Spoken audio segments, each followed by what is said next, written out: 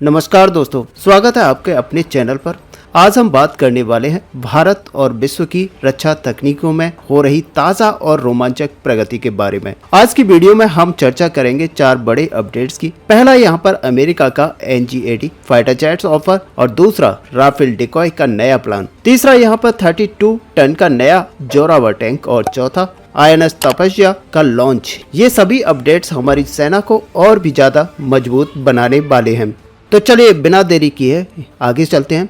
और हाँ, अगर आपको हमारे कंटेंट पसंद आता है तो लाइक, सब्सक्राइब और शेयर करना ना भूलें। तो सबसे पहले यहाँ पर बात कर लेते हैं अमेरिका के NG-80 यानी कि next generation air dominance fighter jet की। तो दोस्तों, आपको बता दें कि अमेरिका राष्ट्रपति डोनाल्ड ट्रंप ने घोषणा की कि बोइंग कंपनी को $20 बिलियन का कॉन्ट्रैक्ट मिला है इस छठी पीढ़ी के स्टेल्थ फाइटर जेट को बनाने के लिए, जिसे F-47 नाम दिया गया है। ये जेट अमेरिकी वायुसेना के F-22 रैप्टर को रिप्लेस करेगा और 2030 तक तैयार हो जाएगा। तो आपको बता दें कि पहले भी हमने बताया था कि अमेरिका का प्लान है कि वो अपने F-22 रैप्टर फाइटर जेट को रिप्लेस करने पर विचार कर रहा है और उसकी जगह एक 6th जनरेशन का फाइटर जेट रिप्लेस करेगा, और यही यहाँ पर होता हुआ दिखाई दे रहा है। और आने वाले समय में बहुत ही जल्द आपको और भी ज्यादा अपडेट्स इसको लेकर मिलेंगे। NG-80 प्रोग्राम का मकसद है हवा में बादशाहत कायम करना, खासकर चीन और रूस जैसे मजबूत देशों के खिलाफ। इस जेट की खासियत है कि ये लंबी दूरी तक मार कर सकता है। इसमें एडवांस सेंसर और हथियार शामिल हैं और ये मैक 2 की स्पीड यानी कि ध्वनि से 2 गुनी रफ्तार से उड़ सकता है। 5वीं पीढ़ी के जेट्स जैसे F-35 में ये स्पीड नहीं थी क्योंकि स्टेल्थ कोटिंग गर्मी से खराब हो जाती थी, लेकिन बोइंग ने इस समस्या को हल कर लिया है। और अब सवाल यह है कि भारत के लिए क्या ऑफर है। खबरें हैं कि अमेरिका भारत को इस टेक्नोलॉजी का हिस्सा बनाने पर प्रस्ताव दे रहा है, क्योंकि भारत भी अपनी वायुसेना को मजबूत करने के लिए 114 मल्टी रोल फाइटर जेट्स खरीदने की योजना बना रहा है।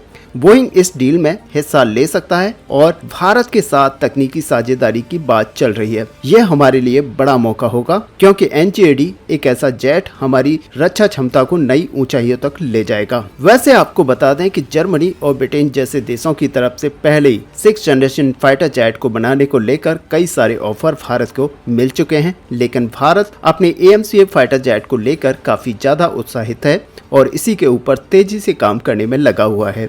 हालांकि आप देखेंगे कि हमारा AMCA अभी भी डिले चल रहा है और जो टाइमलाइंस इसकी रखी गई थी उनसे काफी पीछे है। अब यहाँ पर बात करते हैं राफेल डिकॉय की। तो दोस्तों, आपको बता दें कि भारतीय वायुसेना ने एक स्मार्ट प्लान बनाया है अपनी एयरबेस को दुश्मन के हमलों से बचाने के लिए। हाल ही में खबर आई कि IAF अपने राफेल सुकोई 30 MKI और तेजस फाइटर जेट की नकल करने वाले डिकॉय यानी कि नकली विमान खरीदने जा रही है। ये डिकॉय दिखने में और रडार सिग्नेचर में असली विमानों जैसे ही होंगे, लेकिन ये पूरी तरह से उसके डुप्लीकेट्स होंगे।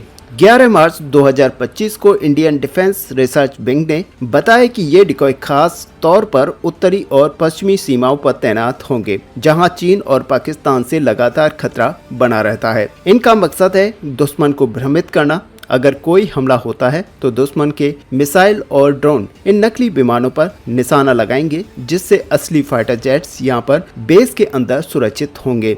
ये प्लान अभी शुरुआती चरण में है, लेकिन इसे जल्द लागू करने की तैयारी की जा रही है। राफेल जैसे महंगे और शक्तिशाली जेट्स को बचाना हमारी प्राथमिकता है और ये डिकॉय उसमें बड़ी भूमिका निभाएंगे। साथ ही भारत अपनी स्वदेशी तकनीक से इन डिकॉय को बनाने की कोशिश भी कर सकता है, जो आत्मनिर्भर भारत के मिशन को और भी ज्यादा मजबूत बनाएगा। अब आपको बता दें कि भारत ये इसलिए भी कर रहा है क्योंकि भारत को बहुत ही बड़ी संख्या में अपने फाइटर जेट्स को सीमा पर दिखाना है और इससे भारत को एक नई दिशा मिलेगी और इससे चीन जैसे देशों को डोमिनेट किया जा सकेगा। अब हम आते हैं अगले अपडेट्स पर, जो है जोरावर टैंक की नई अपडेट। दोस्तों, भारत का जोरावर टैंक अब 32 टन के नए वेरिएंट के साथ सामने आ सकता है। 21 मार्च 2025 को इंडियन डिफेंस रिसर्च विंग ने खुलासा किया है कि DRDO और लार्सन एंड टर्बो यानी कि LNT ने जोरावर को इसके लेवल डिजाइन दिया है। इसका मतलब यह है कि अगर सेना को ज्यादा ताकत और अपग्रेड चाहिए तो इसे 25 टन से बढ़ाकर 32 टन तक किया जा सकता है। आपको बता दें कि पहले जोरावर 25 टन का था, जो हाई एल्टीट्यूड इलाकों में लद्दाख और सिक्किम के लिए बनाया गया था, लेकिन अब इसके वजन को 32 टन वेरिएंट तक बढ़ाया जा रहा है, जिसमें ज्यादा फायर पावर होगी और मजबूत कवच हो सकता है। वहीं इसको बड़ी संख्या में भी बनाया जाएगा, जो कि भारत के लिए काफी जरूरी भी है और रेगिस्तानी इलाकों में इसको ज्यादा मात्रा में डिप्लॉय किया जाना है। 12 दिसंबर 2024 को जोरावर ने 4200 मीटर की ऊंचाई पर पहली बार फायरिंग टेस्ट पास किया था, जिसमें इसने कई रेंज पर सटीक निशाना भी लगाया था और ये हमारी थल सेना के लिए बहुत ही इम्पोर्टेंट था, क्योंकि थल सेना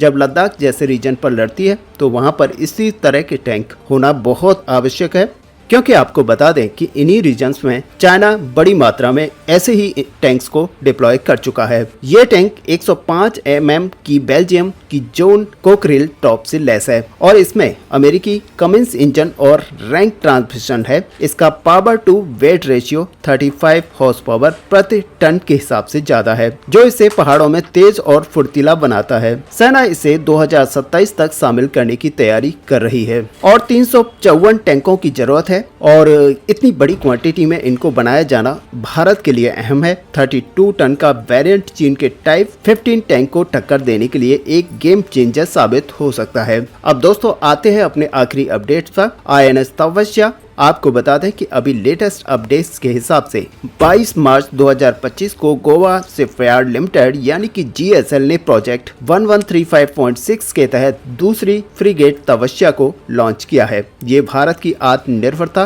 का एक और शानदार उदाहरण है। इस मौके पर रक्षा राज्य मंत्री संजय सेठ मुख्य अतिथि थे और जहाज को उनकी पत्नी नीता सेठ ने लॉन्च किया था। INS तपस्या एक हथियारों से लैस अत्याधुनिक फ्रिगेट है जो भारतीय नौसेना की ताकत को बढ़ाएगा। पिछले 8 महीनों में GSL ने 2 जटिल फ्रिगेट्स लॉन्च किए हैं, जो वैश्विक सप्लाई चेन की चुनौतियों के बावजूद एक बड़ी उपलब्धि है। आपने देखा कि सप्लाई चेन की वजह से भारत को काफी परेशानियों का सामना करना पड़ रहा था, लेकिन यहाँ पर ISL लगातार कार्य करने की वजह से इन दोनों फ्रिगेट्स को बनाने में कामयाब रहा है। रक्षा राज्य मंत्री ने कहा है कि ये जहाज नौसेना की स्वदेशी क्षमता को दर्शाता है और नेवी की जो पावर है उसमें काफी इजाफा भी करेगा। ये फ्रिगेट समुद्र में दुश्मन के जहाजों और पनडुब्बियों से मुकाबला करने में सक्षम होगा। अभी इसका निर्माण चल रहा है और जल्दी इसे नौसेना में शामिल करने की योजना है। तो दोस्तों ये थे आज के 4 बड़े अपडेट्स NGAD फाइटर जेट से लेकर राफेल डिकॉय, जोरावर टैंक और INS तपस्या तक। भारत और विश्व की डिफेंस टेक्नोलॉजी तेजी से आगे बढ़ रही है। आपको इनमें से कौन सा अपडेट सबसे रोमांचक लगा, नीचे कमेंट में लिखकर जरूर बताएं। अगर आपको ये वीडियो पसंद आई हो तो लाइक करना ना भूलें, चैनल को सब्सक्राइब करें और बेल आइकन दबाना ना भूलें ताकि हर नई अपडेट्स आप तक पहुंच पाए। तो चलिए मिलते हैं नेक्स्ट वीडियो में, तब तक के लिए जय हिंद, जय भारत।